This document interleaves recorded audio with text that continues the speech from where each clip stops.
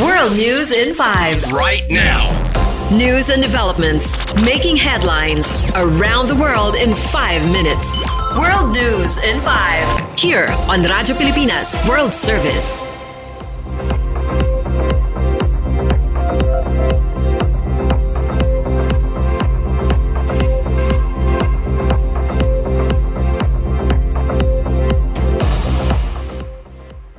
This is World News in 5 here on Radyo Pilipinas World Service. Israel has rejected a ceasefire proposal in Lebanon, saying it will continue to fight until it secures its northern border. Israeli Foreign Minister Israel Katz made the statement after the United States and its allies urged Israel and Lebanon's militant group Hezbollah to agree to a 21-day ceasefire in order to avoid a possible evolvement of the conflict into an all-out war. In a post on his X account, Katz says there will be no ceasefire in the north until victory and the safe return of the Israeli residents in the area is secured. He also says that Israel will continue to fight Hezbollah in Lebanon. On Wednesday, the United States and 11 other countries issued a joint statement which calls for the immediate implementation of a 3-week ceasefire in Lebanon. The group said the immediate ceasefire would give space for negotiations and pave the way for conclusion of the conflict consistent with the UN Security Council Resolution 1701 and a separate resolution regarding a ceasefire in Gaza. They underscored the importance of diplomatic settlement between Israel and Lebanon, enabling the civilians on both sides of the border to return to their homes in safety.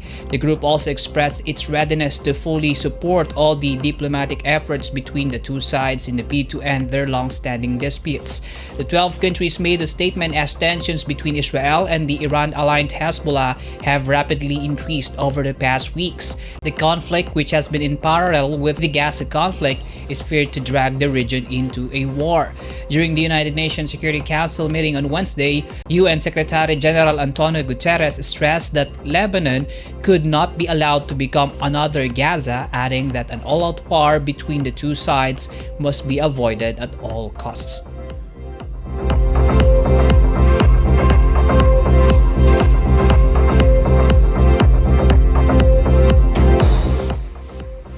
In our news, a Japanese destroyer has sailed through the sensitive Taiwan Strait, the first such move amid China's increased military activity in the region.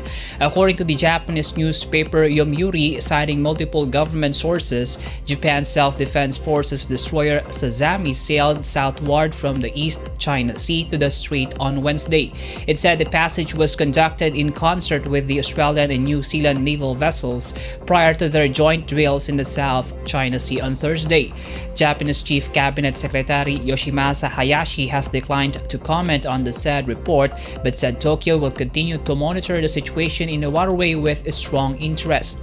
Japan, for years, avoided the passage of its warships in the strait so as not to upset Beijing, which sees such sailing in the area as support for the democratically ruled Taiwan. China claimed Taiwan as part of its territory and views any foreign intervention on the island as interference in its domestic affairs. Taiwan, on the other hand, repeatedly stressed that it is an independent country and will defend its freedom and democracy.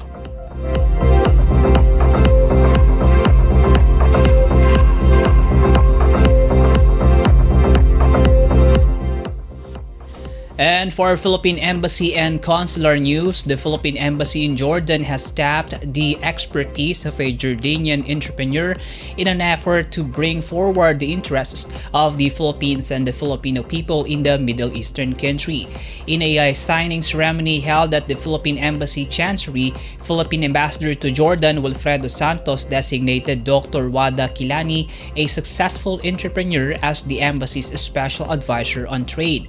According to the embassy, Dr. Kilani, an expert with an extensive network in the Jordanian private sector, was picked to significantly bolster the embassy's efforts to strengthen the Philippines' position in the Jordanian business environment. The appointment, it said, underscored Manila's commitment to fostering stronger economic ties and exploring new opportunities for growth and collaboration with Amman.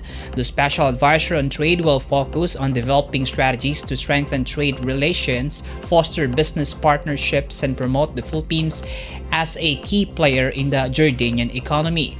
With a focus on fostering bilateral trade and investment, the Special Advisor on Trade will assist in identifying business, export, and investment opportunities that will benefit both nations. This partnership seeks to deepen economic relationships and open avenues for cooperation which will lead to prosperity for the Philippines and Jordan. Dr. Wada Kilani is a successful entrepreneur with a broad network and diverse expertise including events and exhibition management, marketing, and public relations. With a proven record of significant accomplishments both locally and internationally, Dr. Kilani has made a meaningful impact through his various ventures, consistently demonstrating a commitment to innovation and excellence in all his pursuits.